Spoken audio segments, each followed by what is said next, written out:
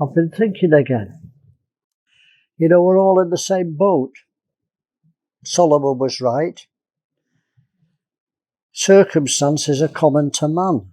Nothing will happen to me or you that hasn't happened already to somebody else before you. Let me read you what Solomon says, Ecclesiastes chapter 9, verse 11.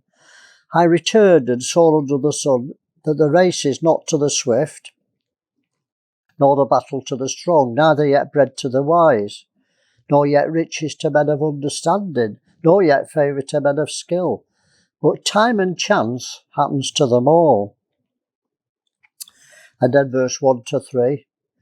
For all this I considered in my heart, even to declare all this, that the righteous and the wise and their works are in the hand of God. No man knows either love or hatred by all that is before them. Think on that. No one knows either love or hatred by all that is before them. How can they say that? Well, we have to learn to love or hate by ourselves.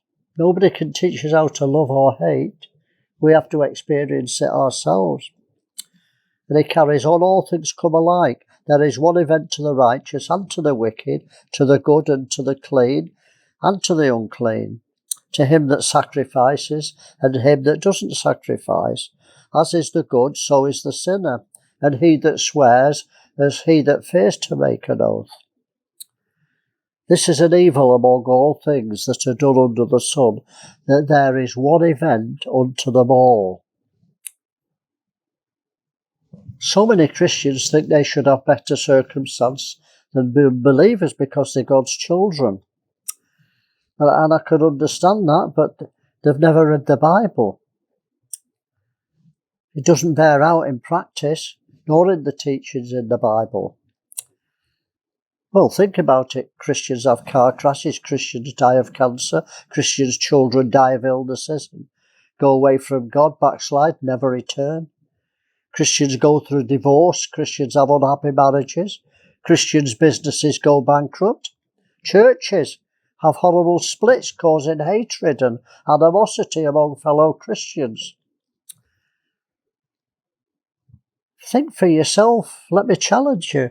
Make a list of 20 godly men and 20 people that you know who are, you would call sinners, who don't, atheists if you want, and see if there's any difference in the circumstances. On average, they're all the same. Some will die early, some will live to be old age, of both categories. Some will have the house robbed and some won't. It's common to man.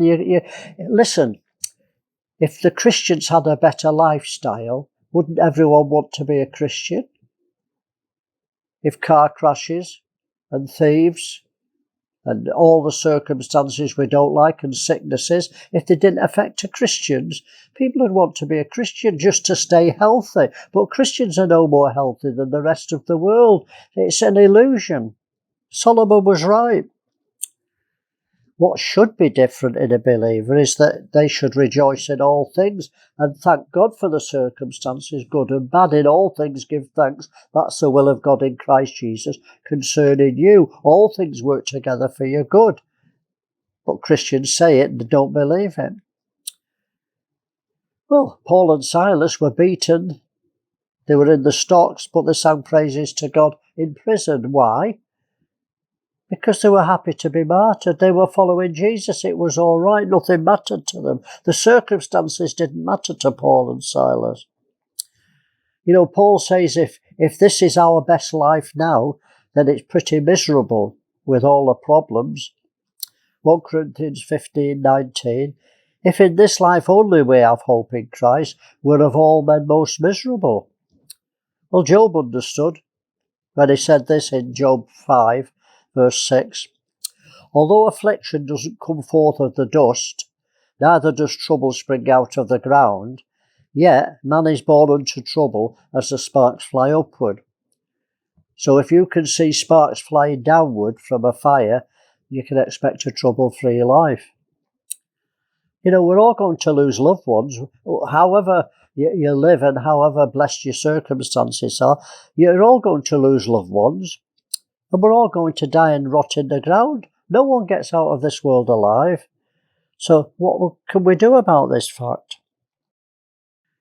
Well, I have a saying that I often quote, and I'm going to quote it again. If you can't change the circumstances that you don't like, then change your attitude. Give God thanks in all things, not only the good things. Don't blame the devil for the bad things. In all things, give thanks. This is what should set the believers apart. They actually believe that nothing can happen to them unless God allows it. And that makes all the difference. So, time's gone. Have a blessed week in all circumstances, and rejoice in everything that'll happen to you today and in the future, because God's got a carefully crafted plan for your life. You're His children, and He won't allow anything that won't perfect you. We're perfected often through suffering. So enjoy your life and endure it, and keep thinking.